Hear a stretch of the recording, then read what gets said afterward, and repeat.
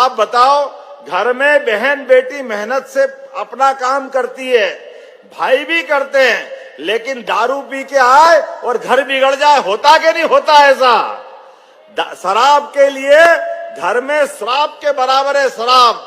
इसलिए हमने तय किया है सभी धार्मिक नगरियों से शराब बंदी की जाएगी, सबकी दुकानें बंद कराने का काम यहीं महेश्वर की धरती से किया है।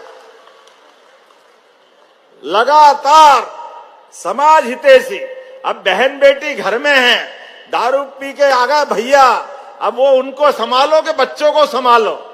रोज झंझट होती थी, 50 झगड़े होते थे, पूरा घर परेशान।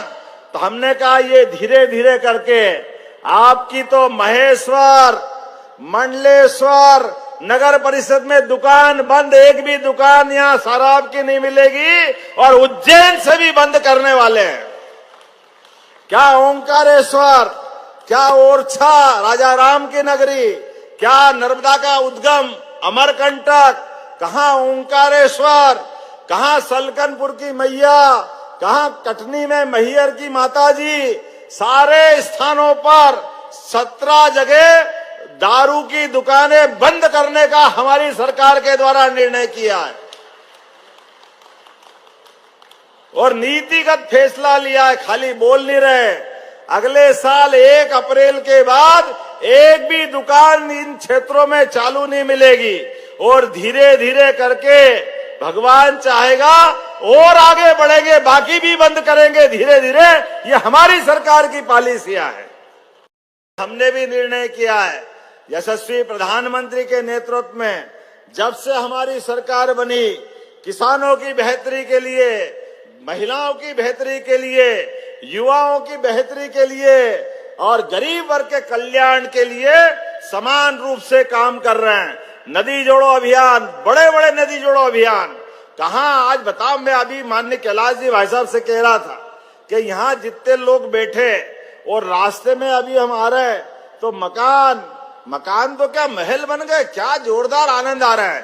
तो उन्होंने कहा सब नर्मदा जी की कृपा है, बोलो नर्मदे महारानी की। एक नहीं 3-3 फसल मिल रही है। इतना अच्छा नर्मदा जी का शुद्ध जल और इतने अच्छे मेहनत करने वाले किसान को क्या चाहिए?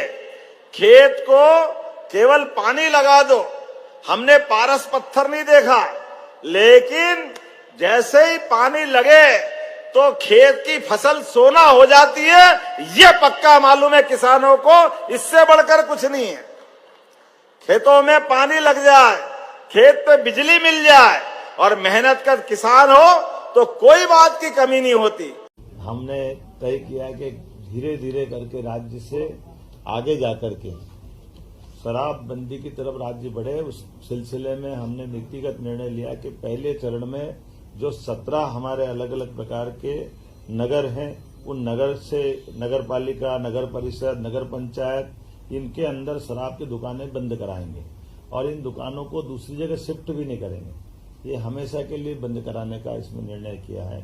इसमें 17 धार्मिक नगरों में से 1 नगर निगम है, 6 नगर पालिका है, 6 नगर परिषद है, 6 ग्राम पंचायत है।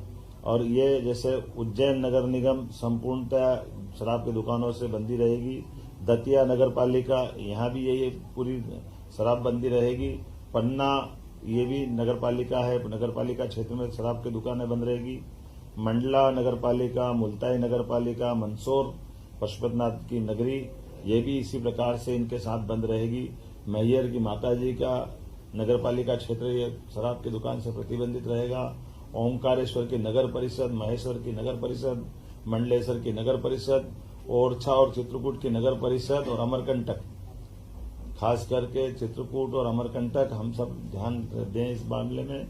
ये हमारी धार्मिक आस्था के वैसे सभी केंद्र हैं कि सभी नगर परिषदों में हमने शराब की इसी नीति के आधार पर दुकानें बंद करने का निर्णय किया है। हमारी नगर परिषद के बाद ग्राम पंचायत सलकनपुर, जहां सलकनपुर माता का मंदिर है, इस पंचायत से भी शराब की दुकानें बंद कराएंगे। बरमान कला ग्राम पंचायत, लिंगा ग्राम पंचायत, बरमान खुर्द ग्राम पंचायत, कुंडलपुर ग्राम पंचायत और बांदकपुर ग्राम पंचायत, ये ग्राम पंचायतों से भी हम शराब की दुकानें बंद करेंगे। आपकी जानकारी में रहे कि मां नर्मदा के तट के दोनों तरफ के 5 किलोमीटर के दायरे में शराबबंदी की जो पूर्वत पॉलिसी है, उस पॉलिसी को भी हम जारी रखेंगे। इस पॉलिसी में कोई बदलाव नहीं आएगा। कुल मिलाकर के प्रदेश भर से जो मैंने आपके बारे में बताने का प्रयास किया है कि हम ये शराबबंदी का हिस्सा चलेंगे।